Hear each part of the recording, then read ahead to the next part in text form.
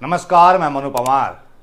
पता नहीं अब कितनों को याद होगा कि अंकिता भंडारी मर्डर केस में उत्तराखंड के मुख्यमंत्री पुष्कर सिंह धामी ने सीबीआई जांच की घोषणा की थी। इस बात को महीनों गुजर गए हैं। सीबीआई जांच का क्या हुआ? क्या वाकई सीबीआई की जांच हो भी रही है या फिर सीबीआई जांच की घोषणा सिर्फ उस वक्त उठे जनाक्रोश को शांत करने के लिए की गई थी? और अगर जांच हो रही है तो उसकी प्रगति पर सरकार चुप क्यों है? कई लोगों को पता होगा, एक बड़ी मशहूर अंग्रेजी कहावत है, justice delayed is justice denied. Hindi में समझें तो न्याय में देरी न्याय से इनकार है। और यही नाइंसाफी अंकिता भंडारी मर्डर केस में हो रही है।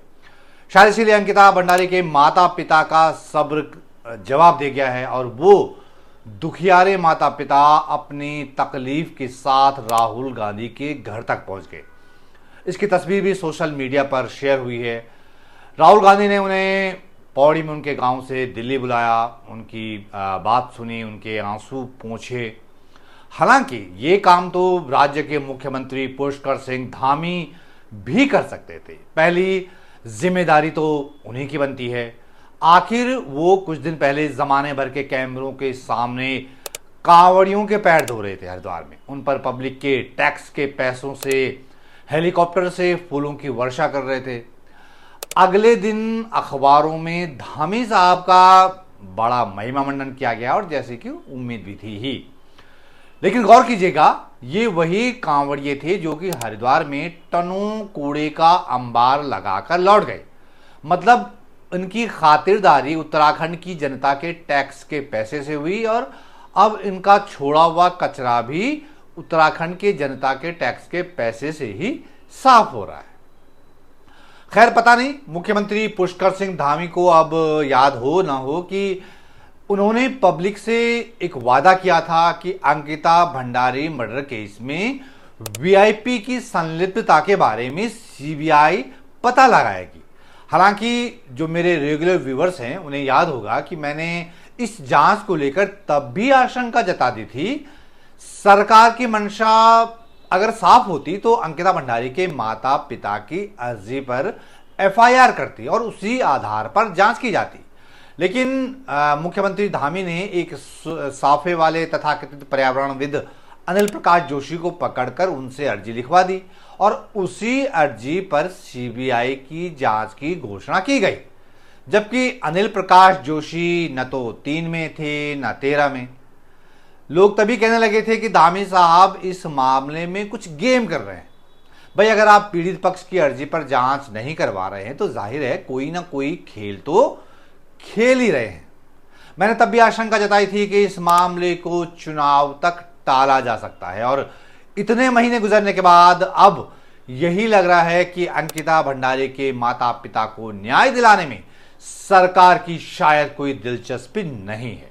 और शायद इसकी एक बड़ी वजह यह भी है कि जिसकी तरफ राहुल गांधी ने भी इशारा किया है, उन्होंने अपने सोशल मीडिया पोस्ट में लिखा है कि इस दुखद मामले में सबसे शर्मनाक बात है कि राज्य सरकार खुद आज तक उस वीआईपी को संरक्षण दे रही है।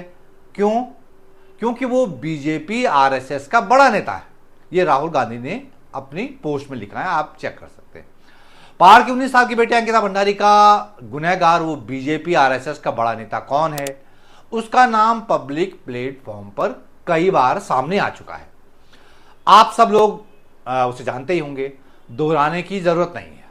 सीबीआई जांच इसीलिए तो मांगी गई थी कि उस वीआईपी का चेहरा बेनकाब हो। वो आदमी एक था या एक से ज्यादा वीआईपी थे, ये सब तो उस सीबीआई जांच से ही पता लगना था। लेकिन अब शक यकीन में बदल रहा है कि पहाड़ की बेटी को इंसाफ दिलाने के बजाय सरकार का पूरा जोर अपनी पार्टी के किसी नेता या नेताओं या रसूखदारों को बचाने पर है। किसी भी सरकार की प्राथमिकता अपने राज्य के लोगों का हित, अपने राज्य के लोगों का कल्याण और अपने राज्य के लोगों को इंसाफ दिलाना होना ही चाहिए। यही सरकारों का बुनियादी फर्ज है, यही समझदारी भी है, यही नीति भी कहती है। लेकिन समझ में नहीं आ रहा है कि पुष्कर सिंह धामी सरकार की प्रायोरिटी क्या है, वो किसके लिए काम कर रही है। या तो ये हो सकता है कि वो ये मान बैठी हो कि अंकिता भंडारी मर्डर केस से उनकी सरकार को कोई फर्क नहीं पड़ने वाला, कोई नुकसान नहीं होने वाला, या वो ये मान बैठे हों कि इस केस में कोई वीआईपी है ही नहीं, या फिर ये हो सकता है कि धामी साहब किसी दबाव में हों। ये भी हो सकता है कि किसी नेता का कोई किसी नाजुक समय का कोई उपकार उन पर हो और इस वजह से वो उन पर हाथ डालने की हिम्मत नहीं कर पा रहे हो। जो भी है, उत्तराखंड के लिए ये बहुत दुखद है और ऐसे सवाल और ऐसी आशंकाएं तब तक उठती रहेंगी जब तक कि सीबीआई जांच के बारे में ये धुंध साफ नहीं हो जाती कि हो क्या रहा है। आप जानते ही हैं कि पुष्कर सिंह धामी 5 साल का कार्यकाल पूरा करने वाले उत्तराखंड में बीजेपी सरकार के पहले मुख्यमंत्री होने जा रहे हैं। ये रिकॉर्ड तो वो शायद बना ही लेंगे, क्योंकि अब चुनाव के लिए गिनती के ही महीने बचे हुए हैं। लेकिन इतिहास उन्हें सिर्फ रिकॉर्ड के लिए याद नहीं रखेगा। इस रिकॉर्ड के लिए इतिहास उन्हें उस मुख्यमंत्री के रूप में याद रखेगा जिसके राज में पहाड़ की एक 19 साल की बेटी रोजगार की खातिर और अपने परिवार की बेहतरी के सपनों के लिए पहाड़ से नीचे उतरी और रसूखदारों के रिजॉर्ट में उसे नोच दिया गया। कोई माने या ना माने, अंकिता भंडारी मर्डर केस धामी सरकार के दामन पर एक बहुत बड़ा दाग है। इससे वो मुक्त नहीं हो सकते, चाहे वो कितने ही 5 साल पूरे कर लें, कितने ही रिकॉर्ड बना लें या करोड़ों के प्रचार से खुद को धाकड़ कहलवा लें। लेकिन अंकिता भंडारी मर्डर केस का दाग कितने भी गंगा जल या फूलों की वर्षा से नहीं धुलने वाला। धामी साहब सरकार के मुखिया हैं, पहली जिम्मेदारी उन्हीं की बनती है। चुनाव आते जाते रहेंगे, लेकिन सरकार का इकबाल भी कोई चीज होती है।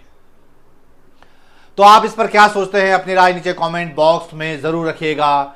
ये वीडियो अपने दोस्तों, अपने परिचितों तक जरूर पहुंचाएं, क्योंकि ये बात दूर तक पहुंचनी जरूरी है दोस्तों। और जाते जाते आपको याद दिला दूं कि मेरे YouTube चैनल को आप कृपया सब्सक्राइब जरूर कीजिएगा और उसके बगल में बेल आइकन दबाना नहीं भूलना है, क्योंकि इसी से आपको मेरे हर नई वीडियो की नोटिफिकेशन सबसे पहले मिल जाएगी। तो जल्द हाजिर होता हूं एक नए वीडियो के साथ। तब तक के लिए नमस्कार।